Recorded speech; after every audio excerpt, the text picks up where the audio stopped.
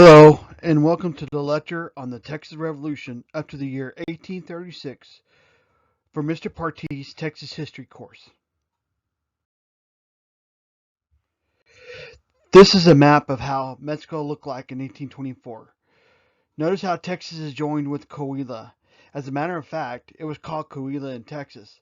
I wanted to show this map because I wanted you to get an idea where all the states were when after Mexico gotten its independence from Spain. This slide looks at why did Mexico allow Anglo colonization? It provides a background into the situation with Mexico after it is granted independence from Spain. The first problem was a lack of funds. This is usually the problem with any country that was relying on another country's stronger economy that finds itself independent and with its own economy. The U.S. faced this problem in the late 1700s after independence from the economic powerhouse of England. With Mexico, speaking economically, the country faced devastation in 1821. One reason was they had a currency problem. Money was barely circulating. Another reason was the once rich silver mines that are located mostly in the central part of Mexico struggled to regain their former efficiency that was seen under Spanish rule. Mexico was also seeing their ranches and farms lacking production. This may have been due to a lack of a marketplace for those products, both domestically and internationally. Another problem was, with a poor economy comes a large unemployment problem. As expected, with no economy comes no jobs. Mexico is also seeing entire areas being depopulated as people move to find a living elsewhere. Ironically, the movement for Mexican independence was based on fighting the Peninsulars and some Criollos that were for breaking down the barriers set up by Spain's caste system. Now, after Mexico gained its independence, a new class distinction system was put into the new nation. The new nation's caste system seemed more based on politics than where one was born and who one parents were. On one side was the ones already at the top. As the established elite, the military and church officials sought the preservation of the old Spanish order, wherein they ruled alongside government. They wanted a centralized government where decisions were made by a select few. On the other side, you had those that want to decentralize the decision making, with more power being vested in the states and people. They looked to the U.S. model as an example. Though this Mexican hierarchy was not the same rigid caste system as was under Spain, it seems the concept of the hierarchy was never really erased. Additionally, many of the country's new leaders had had little prior experience in governing. Most just wanted the power and felt what they said would be taken as law. They would even go so far as to throw out its own constitution to make this happen. We will study this more in upcoming slides. Going back to allowing Anglos into Mexico, the ruling Mexicans knew that Americans in general are expansionists. Wherever the Americans went, they managed to stay there. This is probably due to the Americans' ability to establish homesteads that, in turn, created successful settlements. We talked about this in another lecture, where the Spanish would first settle a new territory mainly with missions and presidios, whereas the Americans would send in settlers first, and they had to become their own protection by forming militias. This would work in quickly populating an area. An example of this is the Louisiana Purchase. President Thomas Jefferson used settlers to lay a strong foundation of American ownership of the territory. Spain felt it had to be with missions and presidios. Even with the French, when they owned the Louisiana Territory, they wanted to build forts first before establishing settlements and homesteads. With the Louisiana Purchase, it made the Spanish, then the Mexicans, see the writing on the wall about Anglo expansion. And when I'm talking about Louisiana Purchase, I'm talking about after 1803, after the U.S. had bought it. They looked to the facts to support this theory. For instance, between 1800 and 1820, the land mass of the United States had more than doubled. Though the lands were illegally and peacefully purchased, there was always a perceived underlying threat of violence if Americans did not get their way, particularly if the Americans felt their settlements were in danger. Spain was seeing this happen in Florida, especially when the Indians from Florida were coming up into Georgia, and the American military would chase them back down into Florida, ignoring Spanish sovereignty over Florida. Another reason was the Spanish and later the Mexican authorities saw what happened to Indians forced to move west. They also believed that the Americans would not stop at the Louisiana Purchase, that they wanted Texas and the lands going to the Pacific Ocean. In Congress, Kentucky Representative Henry Clay had talked about wanting to expand the United States from the Atlantic shores to all the way to the Pacific shores. This was not true with the early Anglo settlers of Texas, who for the most part enjoyed living in Mexican Texas. Most had left the U.S. for one reason or another, whether it be running away from deaths or maybe criminal prosecution. Whatever it was, they were happy to live in Mexico, Texas. So they weren't anxious to become American citizens again in the near future. Yes, there was some talk about Texas wanting to get Texas to join the U.S., but for the most part, the settlers liked the situation they were in. They had it good in Texas, and they did not want to give that up. Despite the satisfaction that Anglo-Texans had expressed about living in Mexico, Texas, the Mexicans hated, feared, and distrusted the power and initiative taken by their northern neighbors, the United States. They looked to such examples of the War of 1812 for proof of this, as the U.S. was fighting Britain to further decrease Britain's footprint in North America. Also, as we mentioned before, the U.S. would chase Indians into Florida, ignoring Spanish sovereignty of that territory. So they had some good examples of reasons to be concerned about the United States and whether or not they stayed within their boundaries. The problem was there wasn't a lot of options for the Mexican government in order to protect its unclaimed territory. And what I mean by unclaimed territory is territory that didn't have a lot of settlements or a lot of people uh, living in it. Large portions of unsettled territory was hard to defend. In previous lectures, I mentioned how it is believed that 3,000 Americans had moved into unclaimed Spanish territory when it was still New Spain. We talked about how maybe 3,000 moved into like the northeastern part of Texas and maybe Louisiana back when it was still Spanish territory. It seems like the Americans were moving into territory that was unclaimed. So therefore, they said, "Well, no one's on this land. I'll just build a house here and start farming and working the land." So they did have that problem. Historical research seems to now support that this was going on and that it was a viable concern for the Spanish and later on the Mexicans. It would be better to control immigration instead of having them come in without them knowing. It's controlling immigration means that newcomers would have to pay for the land while becoming tax-paying Spanish and later Mexican citizens. So in other words, you control entry coming into your territory instead of finding out later on that someone had just moved on there and plotted up and just grew a homestead, and you find about it later on and you're unable to get them off. The option of selling the unsettled land, like France did with the Louisiana Purchase, was not a popular view in Mexico. As a matter of fact, in a sense, a lot of Mexicans to think of having to sell any of their territory to the U.S., as France did with the Louisiana Purchase. It wasn't unpopular back in the day for countries to sell off unwanted territory. France wouldn't be the only one that did it with the Louisiana Purchase in 1803.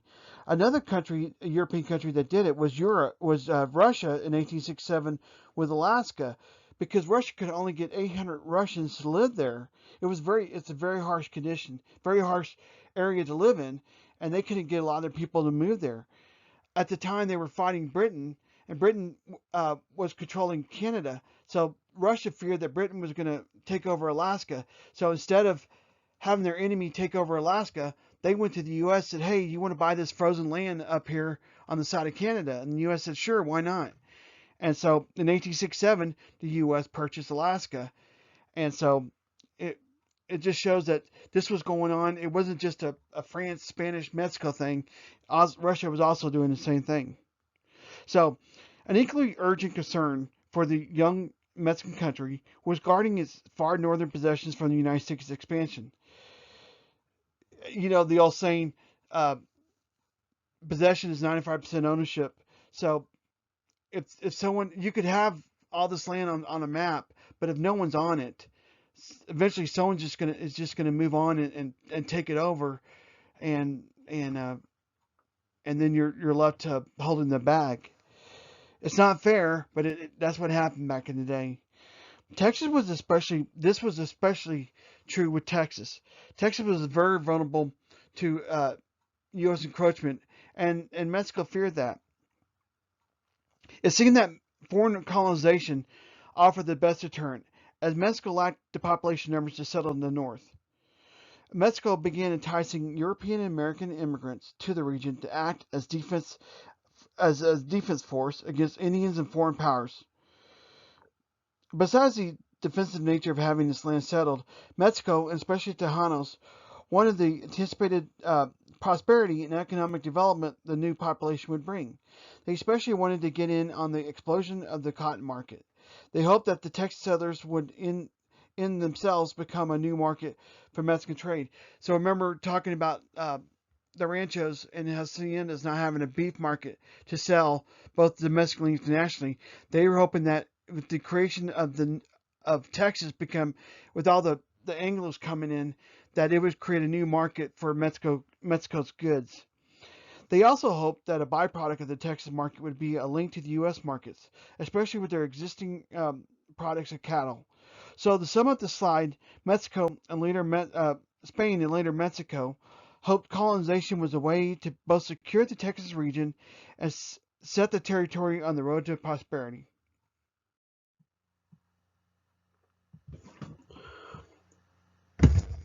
A question you might have uh, about all this is, why did Mexico have the ability to successfully settle its northern territory? Well, besides not having a large population, uh, one of the reasons was that Mexico was in almost continual civil strife. As we talked about earlier, the Mexican fight for independence seemed to replace the Spanish rigid caste system with a Mexican version of its own social hierarchy. As expected, this would create new political tensions in the young nation. This was evident with the revolutions that were occurring with some frequency, especially the palace revolutions. These uh, these were the struggles that seemed to only happen in Mexico City among the power elite, not in the streets with the common day people. It would seem the men in power changed, but the societal hierarchy remained the same.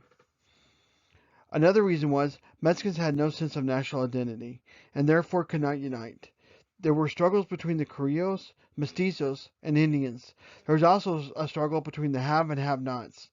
Politically, the struggle would be between those for strong central government and those for strong state governments. In all, the problems in Mexico City would have an effect on the Mexican Empire north of the Rio Grande. With the ongoing civil strife, Anglo-Americans were convinced that the Mexicans were incapable of governing themselves. It seemed there was a lack of respect for people that could not self-govern their own nation. There was a little national pride going on there, whereas the Americans were saying, "We got to work, why can't others?"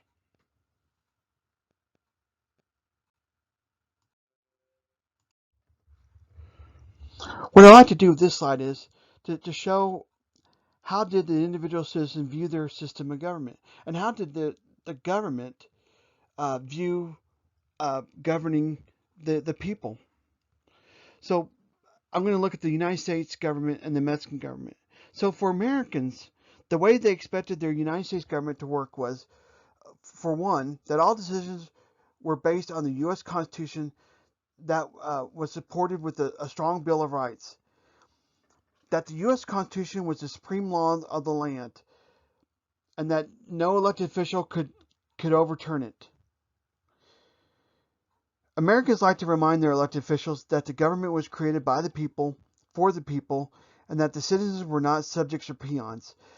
The American founders expected the people to remind the elected officials of this right, of their right to do this through elections. With the Mexican form of government, the rule of law did not make things as rigid as in the U.S. For Mexico, they had a constitution, but it was not viewed as the ultimate supreme law of the land, as the U.S. Constitution was.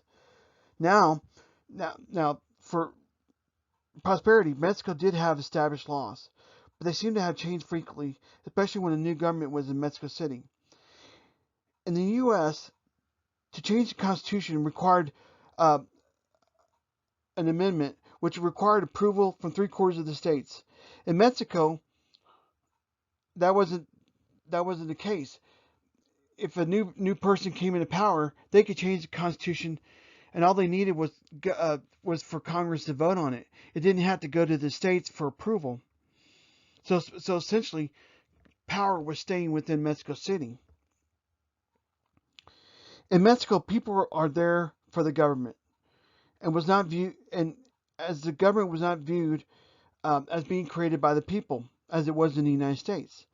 Sometimes Mexican citizens were treated as subjects and peons, with only the rights that the new government determined them to have. So in other words, rights came from those that were in power, not from a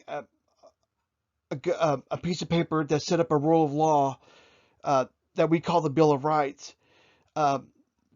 They were what it really did. It didn't grant rights. We have rights. They're inherent rights. Government in the United States, government doesn't grant rights. Government has to recognize our rights, and they have to protect them. Whereas in Mexico, they didn't have to do this. In Mexico, the government decided what rights you had, and so Mexico didn't have a Bill of Rights, is what it comes down to. Now there was elections in Mexico, but during this time, the people in power, especially the presidency, were mostly determined by might, by what we call the palace revolutions. Later on, we're going to see that some of the power struggles that went on, especially when Santa Anna comes to power in the early 1830s. For the new Anglos moving into Texas under the impresario contracts, they did not realize that there was a buyer beware danger to the new nation they were moving to. When Anglos moved into Texas in 1821-1822, they did not understand that their constitutional rights stayed on the east side of the Adams-Onis treaty line, and so they kind of grew up with the Bill of Rights, knowing that their rights, their inherent rights, were protected by the government. When they came across the Sabine River and moved into Texas, the Bill of Rights stayed on the other side. Now they're under the whim of the Mexican government, and the Mexican government was not prepared to extend the rights the Anglos had enjoyed in the U.S. They needed to understand what the Anglos needed to understand was that the Mexican government was in charge, and not the people, especially not the Anglo-Texans. In this lecture, I've kind of alluded to some of the power struggle that was going on in the young Mexican nation, all the palace revolutions and things like that. I'd like to take a moment to go back to the beginning of when Mexico gained their independence from Spain to look at the roots of the political power struggles that were going on in the young Mexican nation. So going back to the Treaty of Cordoba, the Treaty of Cordoba was the final straw that granted Mexico independence from Spain. It was based, the Plan de Iguala provided the blueprint of how Mexico was going to go forward as a new nation. It was supposed to be a blueprint on how Mexico would govern themselves after Spain was gone. Agustin de Iturbide was a part of that. If you remember, he started off as a royalist, and he switched sides and joined the rebels in helping to gain independence. He was a part of that hope, and he helped to formulate the Plan de Iguala and then to get the Treaty of Cordoba signed.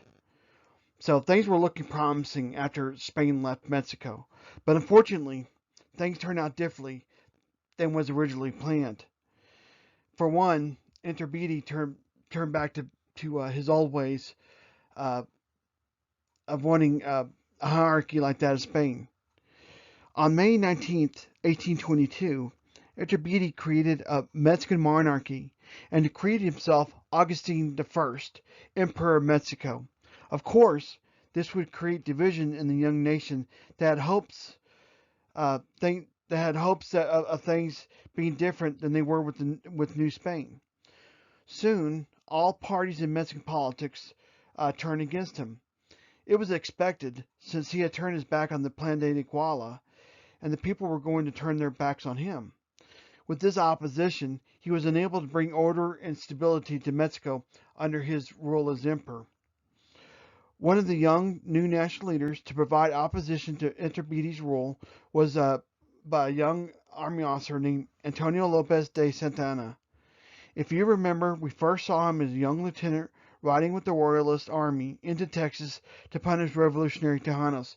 He was at the Battle of Medina that pretty much almost wiped out a Republican army. With growing opposition to Iturbide, on May 19th, 1823, he abdicated in the first of the many palace revolutions I talked about, and he would flee to Europe.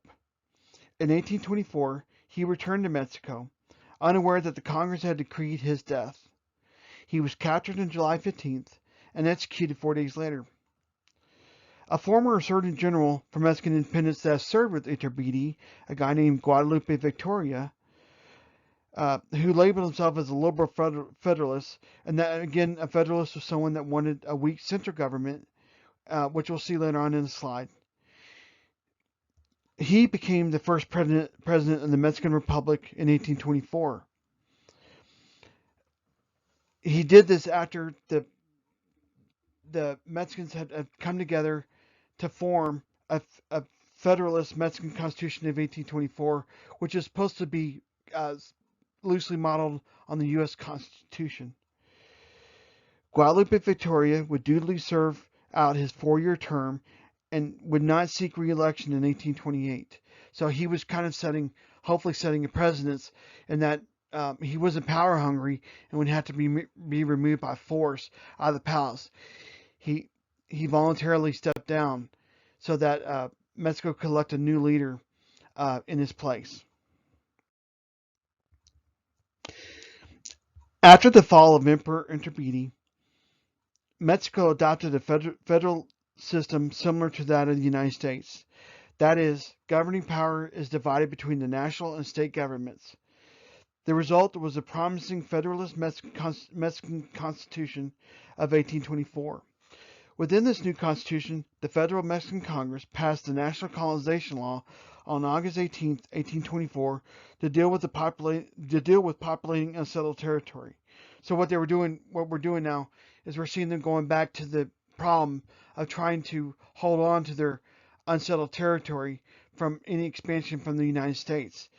And so what they're doing is they're laying the groundwork to legally bring in non-Mexican citizens into those settled territories in order to populate them and still be able to lay claim to that territory as Mexico's territory. This national law granted states the authority to dispose of unappropriated lands within their limits for colonization. The states would now control colonization, which was particularly true with Coahuila and Texas. All state laws had to conform to this act and to the federal constitution. So in other words, the federal government was saying, states, you handle this, you handle this for us. But if we make a law and say stop doing this, you need to listen to what we say. So this national law and the matching laws of the states, especially Coahuila and Texas, became the basis for all impresario contracts affecting Texas, except Austin's first impresario contract. If you remember, Austin's first impresario contract, it was his father's, and then his father's died. He took over it. That came in 1821. Coahuila in Texas passed a state colonization law in March of 1825, 4 years after Austin got his first impresario contract. So Austin Austin's contract was exempt from the new 1825 law. What's important to note here is the Mexican Congress built in some safety measures into the 1824 colonization law so that immigration did not get out of hand. In the new Constitution, Congress agreed to make no major change in the policy of immigration before 1840, but reserved the right to stop immigration from particular nations in the interest of national security. We will see later in the lecture when the law of April 6, 1830, is implemented to halt further Anglo immigration from the U.S. So, in other words, the law of April 6, 1830, was a safety measure against a whole bunch of foreigners coming in, populating an unsettled territory, and paving the way for the other nation to come and claim it. We'll study that later on in another slide. Another safety measure that we need to talk about was that the titles were limited to Mexican residents and were not to exceed 11 leagues to an individual. Again, this was to prevent someone from forming their own country. So, in other words, someone like Stephen of Austin can come in and say, "I want all of Texas Panhandle," and then he was granted it, and then he would put a bunch of Anglo Americans on there, and then United States would come in and claim the Texas Panhandle.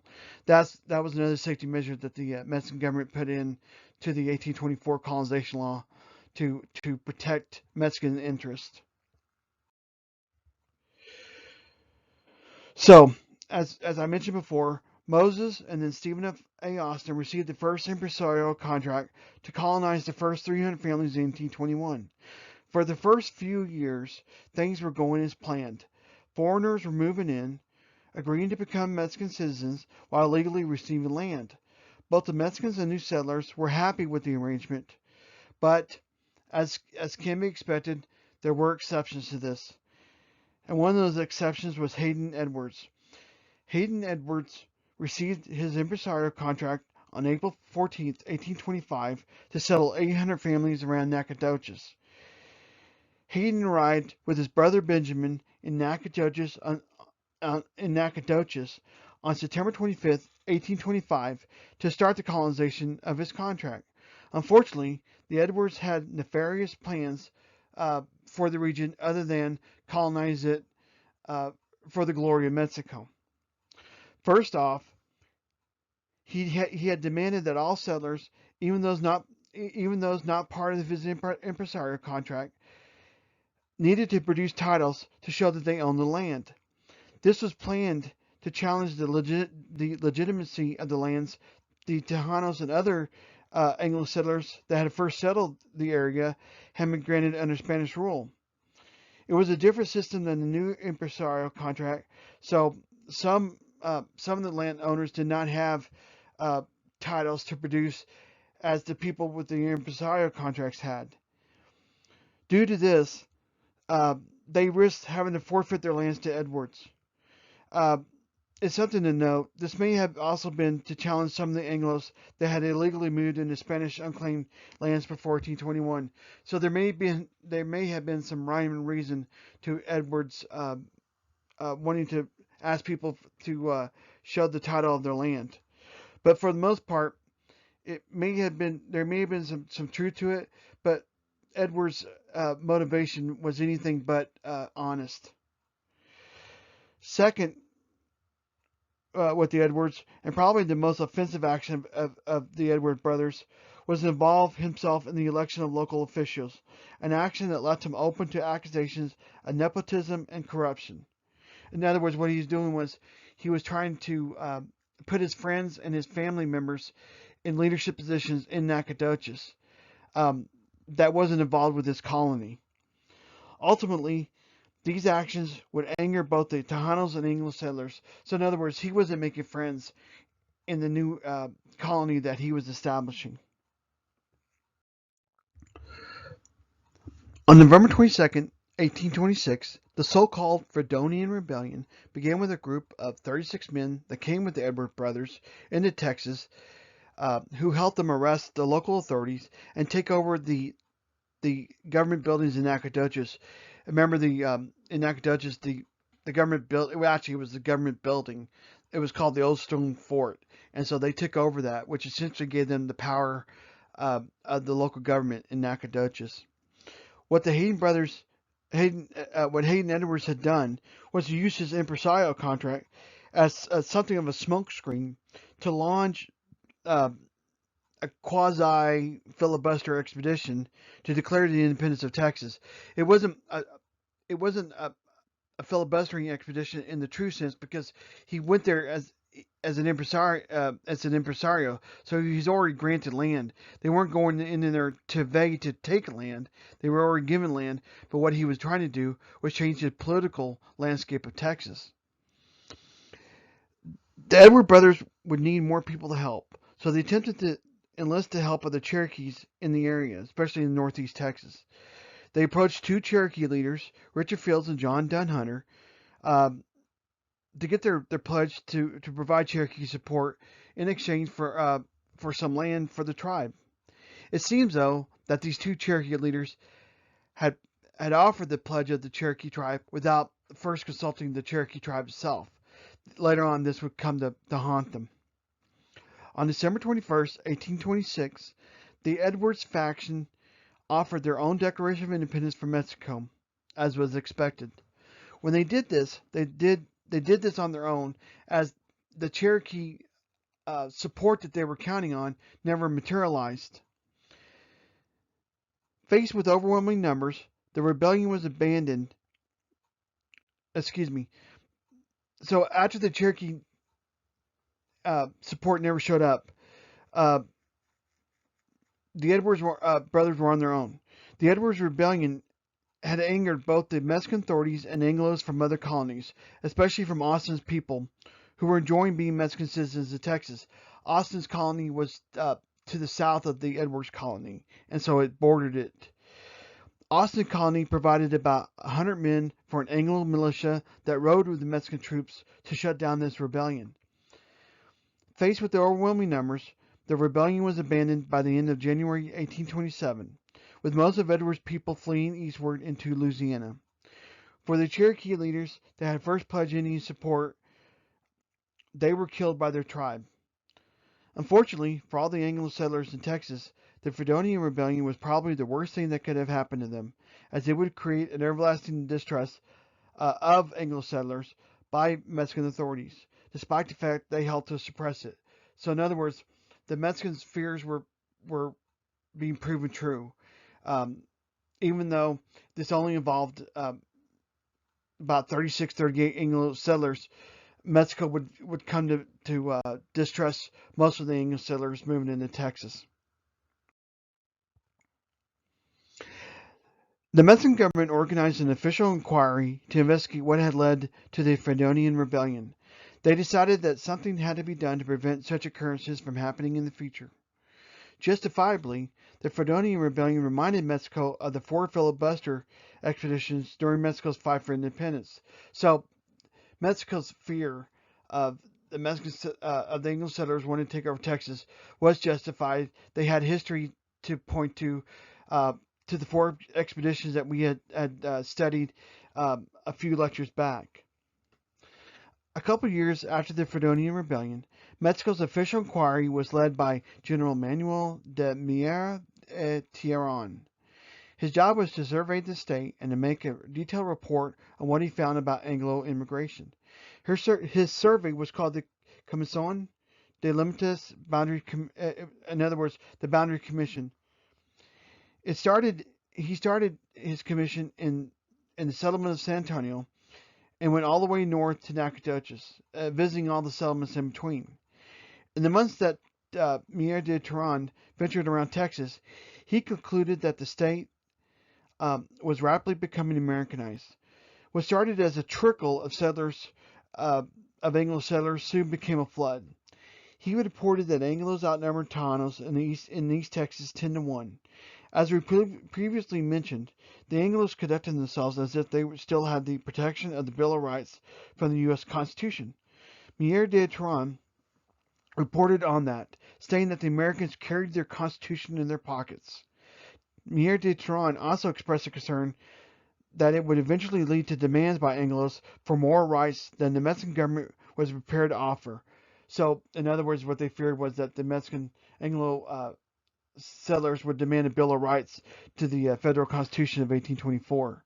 It was something that the Mexican government was not prepared to do. His concern was that this division in constitutional expectations would lead to the Anglos longing for U.S. control. Therefore, in his report, Mier de Turan recommended that strong measures be taken to stop the United States from acquiring Texas. He had 14 recommendations altogether. We will focus on 3 of them. His 3 main recommendations were that 1. Additional military garrisons surrounding the Anglo settlements be built. 2. That closer trade ties with Mexico be enforced instead of encouraging trade ties with the U.S. At this time, most of Texas goods were being shipped to New Orleans, especially cotton. And his 3rd recommendation was that more Mexican and European settlers needed to be encouraged to settle Texas to offset the influx of Anglo-Americans. His suggestions were incorporated into what was known as the Law of April 6, 1830. In response to Mier Turan's report, the Mexican Congress passed a new immigration law titled simply the Law of April 6, 1830. It was created by Mexican Minister of Foreign Relations Lucas Alamán and was designed to stop the flood of immigration from the United States to Texas. Alamán implemented most of Mier Turan's recommendations into the Law of April 6, 1830. The law authorized the building and manning a military post on the Texas frontier, with 6 eventually being built. The law authorized the creation of custom houses at ports. It also encouraged Texas colonization by Mexican nationals by offering incentives and financial support. It also suspended impresario contracts that were not already completed, and it would forbade the further introduction of African slaves that accompanied the Anglos into Mexico territory. But the part of the law that drew the most anger from the Anglo-Texans was Article 11, which was intended to prohibit or limit immigration from the United States. In other words, it basically was a slap in the face saying, we don't want any more of your people coming. And what was the shame was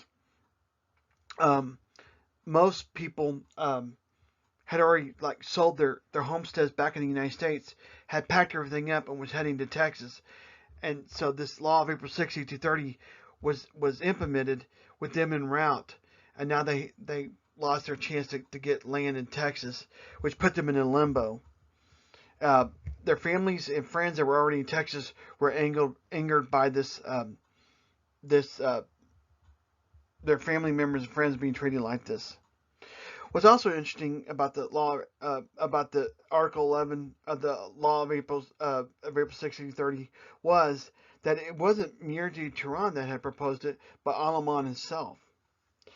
Texas colonists were greatly disturbed by the views of this law. This law had the same type of effect on the coming Texas Revolution that the Stamp Act had on the coming American Revolution in the 1770s.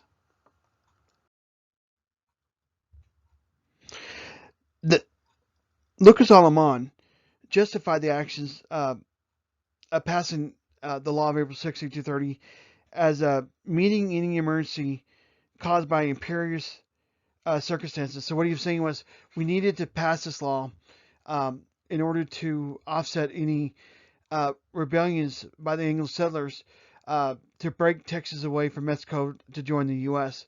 And he was using the Fredonian Rebellion as a basis for this argument. As you remember, Mexico had written the power to pass a law like April 6, 1830 into the 1824 National Colonization Law. So it was a justified action on Mexico's part, especially after the Fredonian Rebellion. But the question was the sentiment behind the new law a unified Mexican effort? In other words, was the whole nation behind this, or was this just a power play by the elites uh, who had an anti-American slant to them? And so, was this an attempt for them to exert control over not just over Texas but over Mexico, or was this a true Mexican effort to hold on to Texas?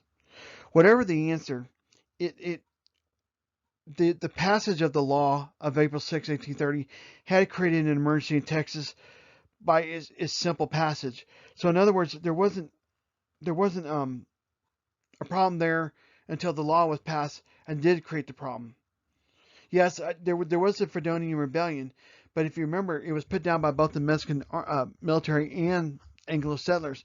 After that, there was no more attempts at any types of rebellions. But but the historic conclusion uh, behind this, behind the Mexico's fears of U.S. when take over control of Texas, was that the U.S. had no overt aggressive plans to take over Texas at this time. Now, yes, the U.S. Had offered to buy Texas from Mexico as it did the Louisiana Purchase in the years 1825, 1827, and 1829. But this was just a simple diplomatic gesture to buy some unsettled land, not an aggressive type, like they weren't holding them up against the wall saying, you're going to sell us this land or else. It was just, hey, we noticed you got some land you weren't using. Would you like to make some money and sell it to us?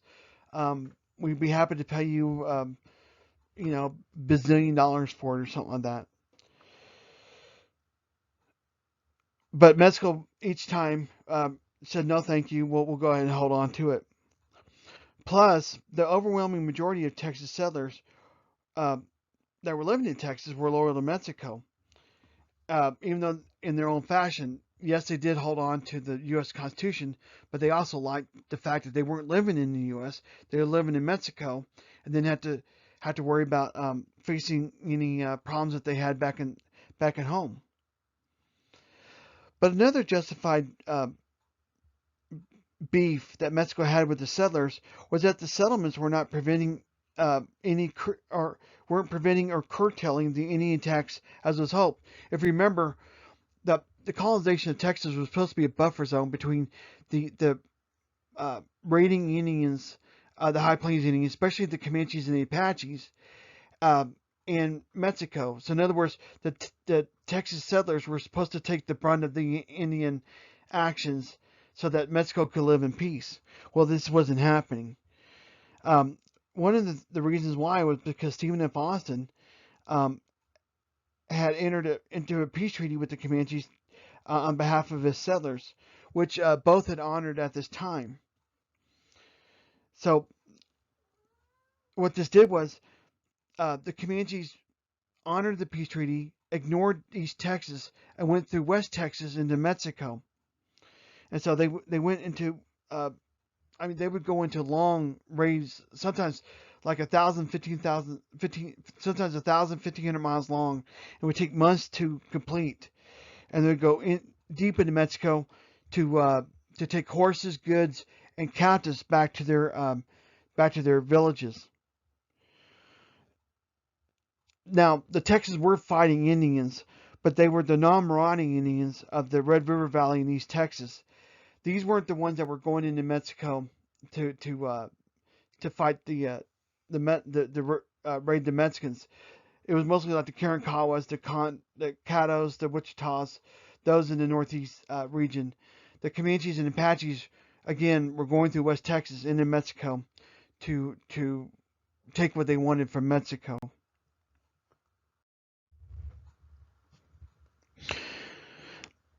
To be really honest, though, the law of April 6, 1830, and Mir Tiron's recommendations kind of was too little, too late.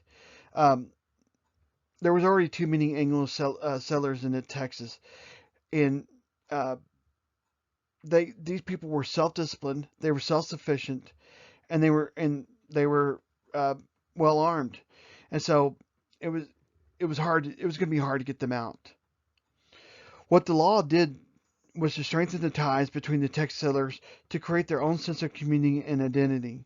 So when they came to Texas, they came within their colonies, within the impresario contract they were a part of. Now they started looking beyond their colonies to other settlers within other colonies, and started to create this sense of Texas identity. A lot of it was based on most being of the same culture, that they were Protestants. They adhered to the Bill of Rights from the U.S. Constitution. They carried with them American morals and business practices, and uh, this included the use of African slavery for the production of cotton and sugar. If you remember, most of these people came from the American South, and so a lot of that values came with them when they moved to Texas. Though the Texas settlers were happy to be living in Mexico territory, they were they were not motivated to unlearn their own lessons for the sake of others. They kind of hoped to become an autonomous, self-governing Mexican state. So in other words, they wanted the best of both worlds.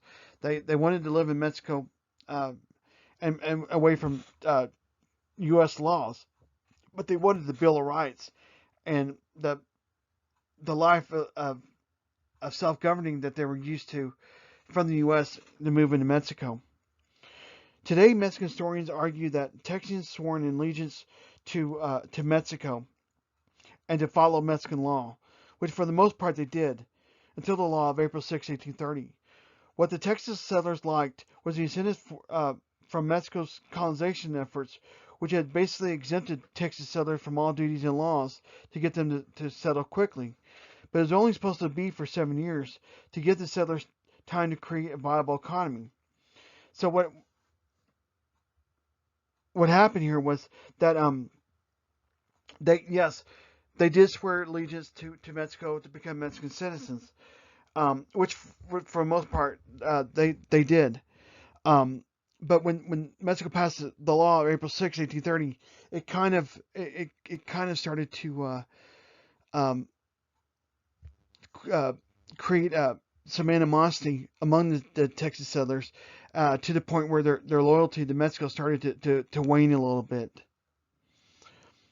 There was gonna be some give and trade going on with the exemptions the Mexican government gave to Texas settlers. So the exemptions, if you remember, there were the 7 year exemptions that they didn't have to pay taxes or custom tariffs for any goods going in and out of Texas.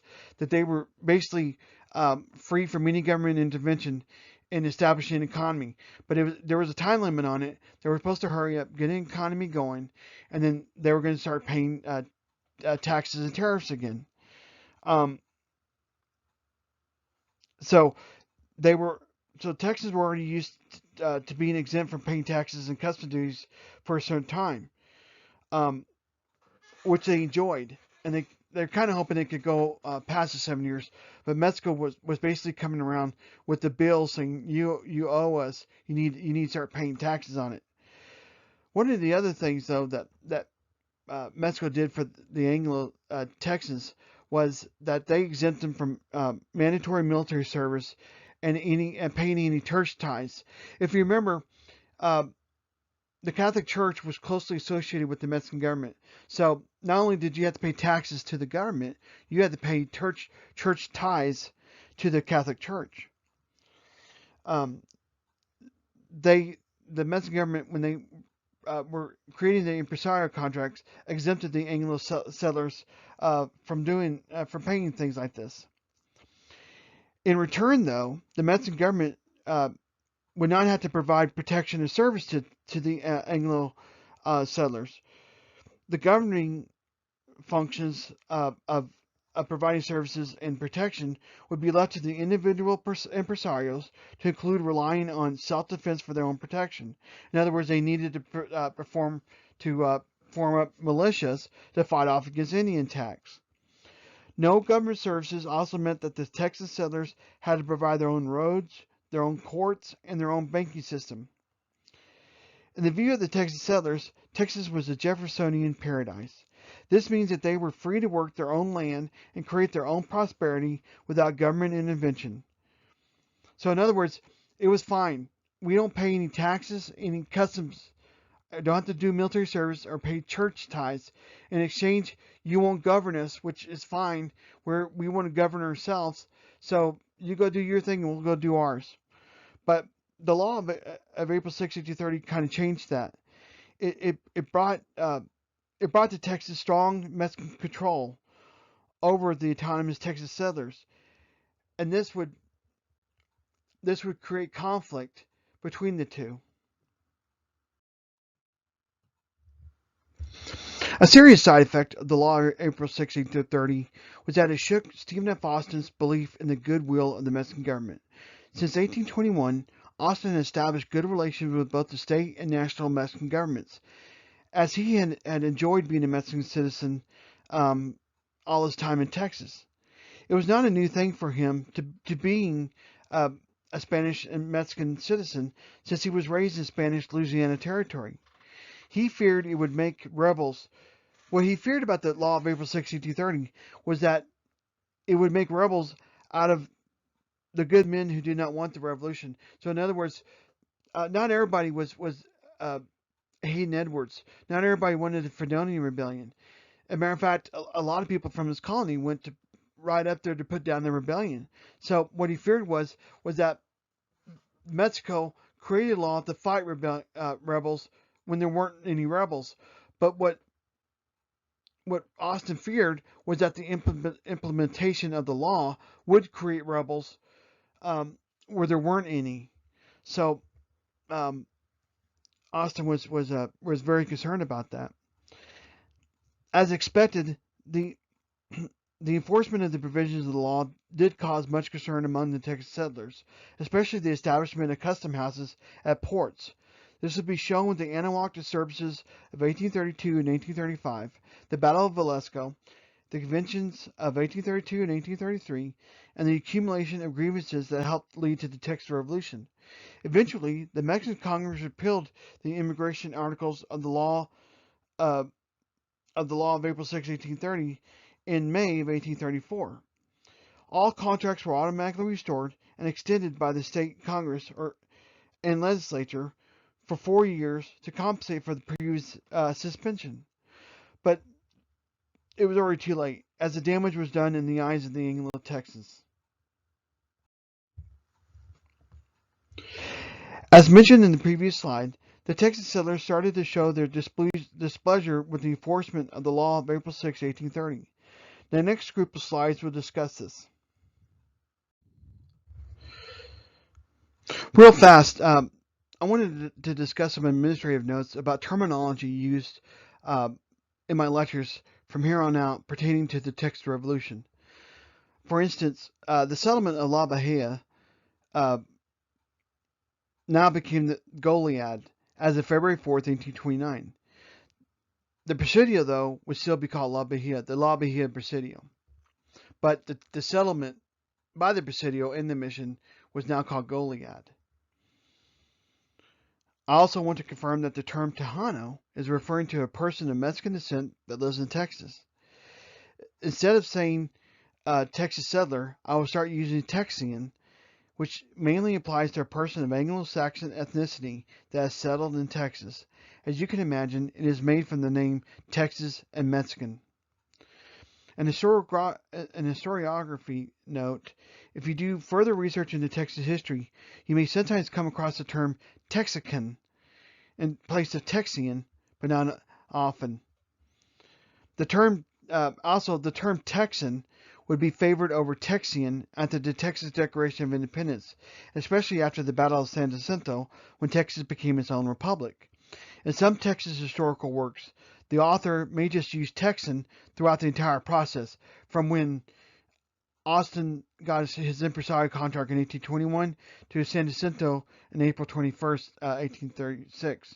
Some authors don't want to make the distinction between the time periods when Texans were Texians and then Texas, so they just go ahead and just use the word Texan. That is their prerogative. I like to use the different terms to show the time period of the Texas history I'm discussing. So going back to the April 6230 and Mir Tiran's recommendations, uh, here are the 6 forts that he recommended. They are listed in the chronological order when they were built. The first 3 were already in existence, and so were reinforced with further construction and troops. The next 3 were built after the law was passed. So remember, Santonio, Nacogdoches, and Goliad, which before was La Bahia, were already in existence before English settlers started moving into Texas. But then you have Fort Anahuac, Fort Tenochtitlan, and then Fort Velasco were built after the law April 6, 1830 was passed. The forts were to guard the entrances to Texas against foreign settlers and enforce custom laws, and to be ready for any Anglo uprising, such as what was seen with the Fredonian Rebellion. The forts were constructed in and around the Anglo-Impresario colonies. The problem with the forts were that they were garrisoned by soldiers that were previously convicts, so they were not of the highest moral character. So in other words, what Mexico did was they went into jails, kicked guys out, and threw them into the army. This would help to cause friction with the Texians in the area. This map shows the location of the 6 forts. As you can see, they are in and around the Anglo settlements of Texas, to include the ports mostly used by Texians. On October 26, 1830, Colonel John, sometimes called Juan, Davis Bradburn, was ordered to locate a site for a fort, a military town, and a custom house, and it was to be named Anahuac. Though Bradburn was an Anglo-American born in Kentucky, he was a very loyal officer in the Mexican army. What he had done was he had come into Texas with the Long expedition, and when he was captured, moved down. He was put down in Mexico City. He was one of the ones that was released. He stayed in Mexico City. He wound up helping the rebels to get independence from Mexico, and for his allegiance to the Mexican cause, he was given a commission in the Mexican army. Bradburn landed with approximately 40 officers and men, and chose Perry's Point, overlooking the mouth of the Trinity River in the Galveston Bay. The site of this is marked by the star and the name Anahuac on the map to the right. Bradburn's duties included inspecting land titles to make sure settlers were there legally, voiding colonization contracts that had not yet been fulfilled, issuing Mexican law licenses to Anglo lawyers who were practicing American law in Mexican territory, and enforcing the customs laws of Mexico. Now, Mexico had every right to order Bradburn to carry out these duties. It is what is expected of a nation concerned about immigration issues. The problem wasn't with the laws themselves. It was how Bradburn carried out his orders to implement the laws. In November 1830, George Fisher arrives at Anahuac as collector of customs. He was an interesting character. He was born in Hungary, migrated to the U.S., joined the Long expedition along with Bradburn, and wound up in Mexico. He tried to become an impresario, but was denied, so he got a job with Mexican customs. Eventually, he moved to the Republic of Texas. What was funny was, after the Texas Revolution and Texas became a republic, he decided to move from Mexico up to the Texas Republic and live in Houston and practice law there. But going back to the custom house in Anahuac, the Texans were not happy with it. The exemption from paying tariffs granted to Austin's colonists had expired, and as with most people, they did not like having to pay taxes. The tax-free honeymoon was over, and so they had to pay up. Besides, the Mexican government needed the revenue to pay for the 6 new military posts. The building, the maintenance, and the occupying the forts were a big drain on financial resources, and it was something that the new Mexican government was short of. And so Mexico needed the revenue from all the taxes and tariffs that the Texans had enjoyed not paying. Mexico felt like, you know what, we got these forts in your area, you need to start paying for them. Just like the American colonists in the early 1770s, the Texans would rebel against the custom houses, especially against Bradburn's heavy-handed tactics, which we'll discuss later. It was one thing to have to pay taxes. It was another when someone had his boot on your chest, making you do it. In Texas history, the Anahuac disturbances would be known as the Tea Party for the Texas Revolution. So if you remember, in the American Revolution, uh, the American colonists went into Boston Harbor to throw tea over, um, and to show to protest all the British taxes that were being thrown on them. Well, Anahuac would be the the Boston Harbor, and the disturbances there would be the Boston Tea Party for them. As I mentioned before, Mexico had a right to put Bradburn in Anahuac to enforce Mexican laws and regulations. It was just that his public relations skills were disastrous. The Texans hated Bradburn more than they had Mexico's laws and customs. Besides Bradburn's enforcement of Mexican laws, Texans considered him a traitor to Anglos, as Bradburn was born in Kentucky. They kind of expected him to have their back. So in other words, the Texans were like, "Hey, I'm an Anglo, you're an Anglo. You'll be cool to us."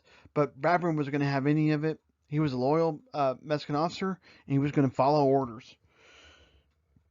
One of the things Bradburn did was to question the right of the state land commissioner to issue titles to some settlers that Bradburn accused of being squatters. There may have been some truth to Bradburn's accusations, as some families coming in Texas may not have been a part of an impresario contract. Plus, if you remember, they were also looking out for the squatters that had moved into Texas when it was Spanish territory before Mexican independence. And so anyway, the law of April 6, 1830 shut down any unfulfilled impresario contracts. Against Bradburn's disapproval, the state land commissioner went ahead and issued the titles anyways. For this, Bradburn had the land commissioner temporarily arrested. Well, the people that were lucky enough to get a land title, the settlers, moved out of the port inland. And what they did was they went ahead and created a settlement there near Anahuac called Liberty. Bradburn marched into this new settlement of Liberty and abolished the community. He ignored the local ayuntamiento, the local city council, and said he would distribute the land grants himself. So in other words, what he did was that the local settlers came in, they established a settlement, they had elections, they had local government, and what Bradburn did was he went in there and dismantled everything. He said this settlement is illegal. I'm shutting it down. And oh, by the way, I'm the new state land commissioner. And so, kind of this act kind of painted Bradburn uh, into like a local tyrant. Another heartburn Texas had with Bradburn was his enforcement of customs of the custom duties. One of the things he did was to put the customs house across the bay from Galveston. So in other words, things would when they were arriving in Texas, they arrived in Galveston, and so ships had to go instead of going directly to Galveston, they had to go into the bay at the Anahuac. One of the things, and so Bradburn insisted that all ships about to enter Galveston Bay had to make their way to Anahuac first for customs inspection. As you can see on the map, Anahuac was out of the way of the main shipping lanes, and the waters around Anahuac was treacherous. There was a lot of sandbars there. Another thing was for a ship to detour to Anahuac may take a day out of their schedule, and for some shipping companies, time was money. This inconvenience did nothing to ease the hate Texas coastal merchants had on having to start paying tariffs that they did not have to previously pay. For them, Bradburn's actions were salt in the wound. So the Texas coastal merchants and settlers, they were already mad about having to pay taxes and customs again, but now you're going to make us take a day out of our schedule to go have to pay these taxes and customs, all because you want to put your fort up about 100 miles away or 1,500 miles away from Galveston. So it was a huge pain for the settlers to have to do.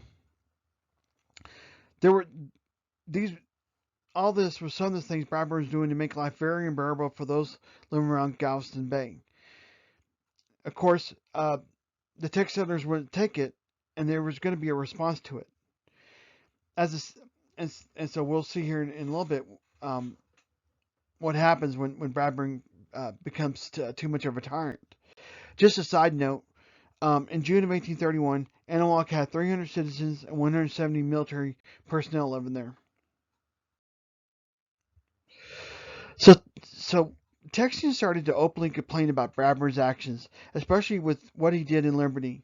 Instead of dealing with the complaints in a civil manner, Bradburn responded by closing all Texas ports except Anahuac. Shortly afterwards, he would reopen them, but this further made Bradburn look like a tyrant. And so relations between Bradburn and local Texans deteriorated quickly. He did not like the continued complaints, and so decided to seek out the troublemakers that were leading the Texas settlers in complaining.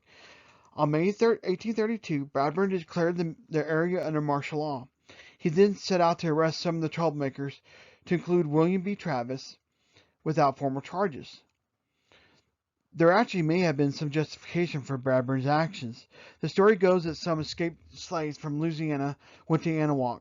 Travis was hired to bring them back to Louisiana. Bradburn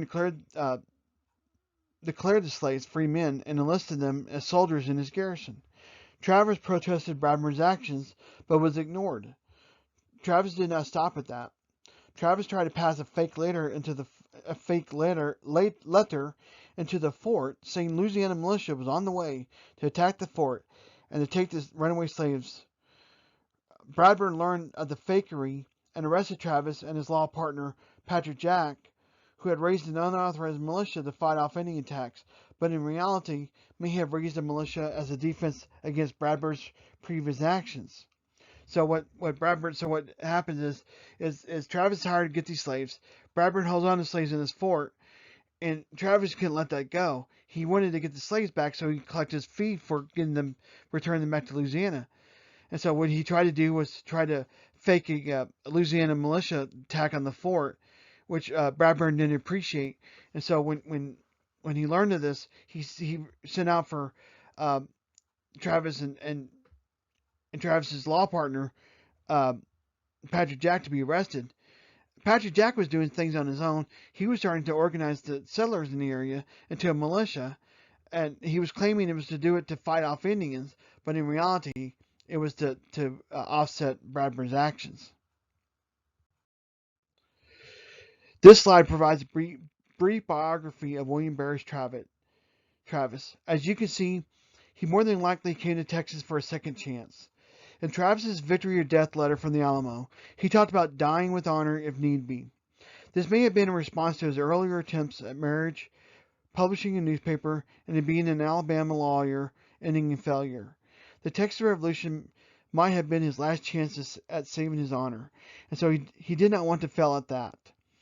He may have wanted to die with honor than retreat in shame. He made it known to the other Alamo defenders that they could leave with honor if they wanted, but for Travis, his duty was defending the Alamo, even if it meant his death. Going back to Anahuac, word spread of Travis and Jack being arrested without charges. Bradburn became aware of this and responded by sending out a patrol to gauge what was going on in the surrounding communities. On June 9, 1832, the patrol was captured by the local insurgents. A plan was then conceived to trade the Mexican soldiers for Travis and Jack. Bradburn at first voiced his agreement to the Texans' demands, but when he saw his soldiers being released, he reneged on his promise and held on to Travis and Jack. Next, Bradburn ordered the Texan part of Anahuac to be fired upon. So there was different parts of Anahuac that where the Texans live and where the Mexican soldiers and government officials lived. He ordered cannons to fire on the Texans part of town. This really angered the Texans, and about 160 settlers from around the area marched to free the prisoners. From June 10th to the 12th, they attacked the Anahuac fort. During these attacks, they camped on the Turtle Bayou It was here that on June 12, 1832, they issued the Turtle Bayou Resolutions. The general purpose of the Turtle Bayou Resolutions was to signal the Mexican federal government that this was not a rebellion against them, and we'll explain about this in a later slide. On June 26, the Texans felt they needed more firepower, so they sent a party by boat to Brazoria to retrieve a cannon they heard had been stuck in a sandbar there. While doing so, they met Mexican troops that were stationed at nearby Fort Velasco in a major engagement in what became known as the Battle of Velasco. So the Texans sailed down to Brazoria to secure a cannon for use against the Mexican forces in Anahuac. They were successful in their mission and started to head back towards Anahuac. Domingo de Urgotechea, commander of the Mexican fort of Velasco, tried to prevent the passage of the vessel carrying the cannon. This resulted in a skirmish. The numbers of the opposing sides were: the Texans numbered about 100 to 150, the Mexicans at Velasco were estimated at 91 to 200. The battle raged on until the Velasco garrison was forced to surrender when their ammunition was exhausted. The results of the skirmish for the Texans were 7 killed and 14 wounded. 3 of the 14 would later die of their wounds. For the Mexicans, they had 5 killed and 16 wounded. The final terms given by the Texans for surrender allowed Urgotechea to return to Mexico and his troops aboard a ship furnished by the Texans. The final surrender took place at Velasco on June 29, 1832. For Mexico, they had lost the first of its 6 forts that were built under the law of April 6, 1830. The Battle of Velasco would be a prelude to the Texas Revolution and probably the first case of bloodshed in the relations between Texas and Mexico. The Anahuac disturbance of 1832 was still going on during the Battle of Velasco. The battle was resolved when Colonel Jose de las Piedras, Bradburn's immediate superior, arrived from Nacogdoches. He did not know the numbers of Texans he was facing, and so he met the demands of the Texans, which basically was to undo everything Bradburn had done. He removed Bradburn from command, reinstalled the Ayuntamiento at Liberty, and released Travis and Jacks. Colonel Sabarian assumed command of the troops in place of Bradburn. Sabarian politically aligned with the Federalists, which were the same as the Texans, so order was restored to the area. Within a month, in July of 1832, Sabarian had his command leave the fort of Anahuac and board ships to move to the Rio Grande. Merchants returned to Anahuac, and business continued without national tariffs. So, in other words, everything went back to normal before Bradburn had first arrived there. A few years later, the Santa Ana government would send collectors and support troops back to Texas, resulting in the Anahuac disturbance of 1835. We're kind of getting ahead of ourselves. I just wanted you to know where things were in the timeline. Roughly a month later, the Battle of Nacogdoches would occur. The Battle of Nacogdoches was a reflection of the clash going on between the Federalist state riders in Texas against the Centralists in power in Mexico City. This would, again, we'll explain this later on in further slides. Colonel Jose de las Piedras, commander in Nacogdoches, who had gone to Anahuac to relieve Bradburn, was now back in Nacogdoches, and he had issued an order for Texans to surrender their arms after hearing about Anahuac. When Sabarian had removed his troops and sailed down the Rio Grande. Colonel Piedras was afraid that the same thing would happen in Nacogdoches, so he wanted to try to be proactive and not wait for an attack by the Texans. He would go and try to confiscate their weapons. The Ayuntamiento of Nacogdoches resisted the order and organized a national militia to fight against Piedras. On July 28th, the Texans sent messengers to outlying settlements requesting military aid. They rendezvoused at a place called Pine Hill that was east of Nacogdoches. On the morning of August 2nd, they demanded that Piedras rescind his order and declare it for Santa Ana, who at the time was an avowed Federalist, but he refused. A battle then ensued between the Mexicans and the Texian settlers. Throughout the day, the Texians and Mexican forces fought throughout the buildings in town. The Mexicans that were stationed in Nacogdoches retreated to their main fortification outside town. During the night, Piedras evacuated his soldiers and headed for San Antonio. The Texians got word of this, and about 17 Texians rode in pursuit, eventually catching up with Piedras' force. The Mexican forces took refuge in a nearby home, where Piedras' men committed a mutiny led by Captain Francisco Medina. Medina took command and surrendered Piedras and some 300 troops to the pursuing Texians. All Mexican forces were eventually released and sent back to Mexico. In the battle, Piedras lost 47 men killed and 40 or more wounded. The Texians had 3 killed, a 4th who died later, and 4 being wounded. What happened was Mexico lost another fort to the Texians.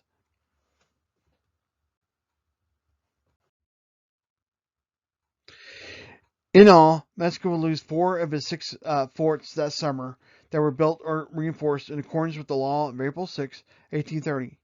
As mentioned, Fort Anahuac was lost in the summer of 1832, with Fort Velasco being lost on June 26, 1832, and Nacogdoches garrison being defeated on August 2, 1832. Fort Tenochtitlan was constructed in 1830 and evacuated August 22, 1832 without a fight, when the garrison commander had learned of Mier Tiron's death. So in other words, on July 13, 1832, Mier Tiron had committed suicide by falling on his sword. It seems he was pretty upset with what he deemed as the Anglo-Texans, getting the upper hand on the Mexicans and beating him at his game with the law of April 6, 1830. After the summer of 1832, Mexico had only 2 forts left in Texas, San Antonio and Goliad, which the Texians did not immediately go after until a few years later in 1835.